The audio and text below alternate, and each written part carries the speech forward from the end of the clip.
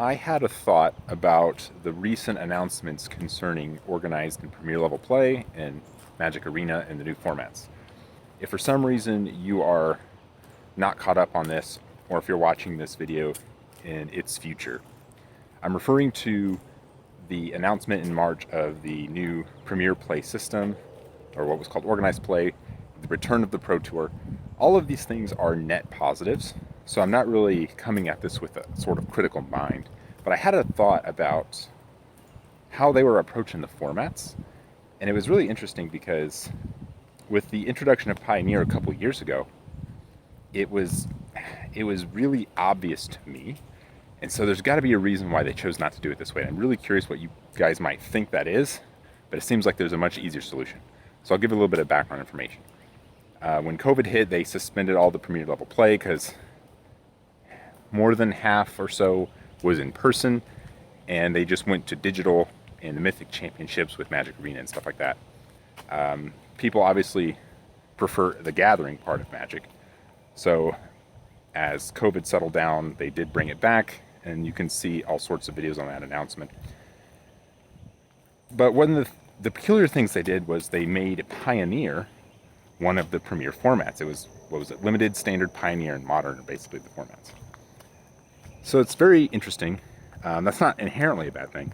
Pioneer was announced a few years ago, and its purpose, they gave an explanation on their website, and its purpose to me wasn't super clear. Like Modern had a clear purpose. A year or two before its inception, there was a lot of, I don't know what you would call it. I don't want to say like anger, but there was a lot of disappointment in this vacuum where Legacy really couldn't quite fill because of the reserve list, and Extended couldn't fill because it kept going through its own revisions. And so that vacuum was filled with what we call Modern now, which is effectively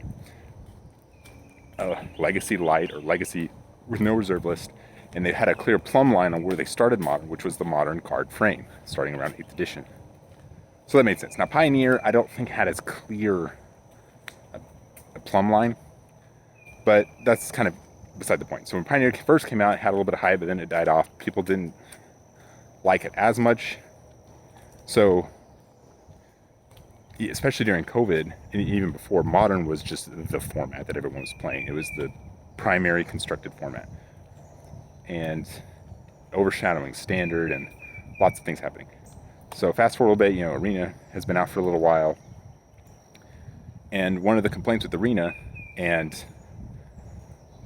still a complaint today, is it doesn't have a true to tabletop, I think they call it, eternal format. And that's what Historic kind of was originally. But as they kept pushing digitally unique things on Historic, it became such a mess. And that's a whole video on itself. But Historic can't be that. So about a month or so later, they announced, hey, we're going to delay the digital explanation. We'll come out with a new announcement for that. They came out with it, and they call it Explorer. Explorer is just what Historic effectively was before they introduced digitally unique things and its own anthologies with no real set cohesion. So old Historic, basically, as far as I understand. So it's really just all the Pioneer legal cards on Arena with the sort of commitment to adding the rest of the relevant Pioneer legal cards over time. Now, that's not by itself a bad thing, but it just seems to me that there's a much easier solution to maintain this. And it's probably too late to do it now, but when they were going to announce the return of the Pro Tour and the Premier Play, they had all of this planned. This was like something they'd been working on for a while. So they knew what they were going to do with the digital client and the plan with Explorer. So what I'm having trouble understanding is why, instead of doing what they're doing now, which is this commitment of years and millions of dollars probably of investment into this catch-up to eventually bring Pioneer to Magic Arena, why not just, when they announce the Pro Tour and they want to make a Pioneer one of their premier formats, why not just say, hey, we're going to introduce Pioneer to the Pro Tour and to the regionals and all that stuff, and We want Arena to have a true to tabletop Eternal format that's connected to the Pro Tour. So what we're going to do is, since Pioneer didn't really have a lot of traction, and there's not a lot of investment into it in terms of metagame and players investing into their decks at the level of Modern, we're going to change the set limit of Pioneer to match Arena. Doesn't that seem simpler? And it's not like you can't keep adding the sets to Arena that you wanted to do, but you don't put yourself in this commitment that has a sort of ambiguous timeline, and you still don't really resolve anything because Explorer and Pioneer aren't the same.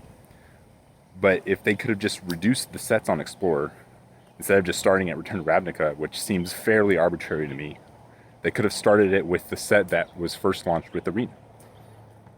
Seems simple, right? I don't know. Let me know what you guys think.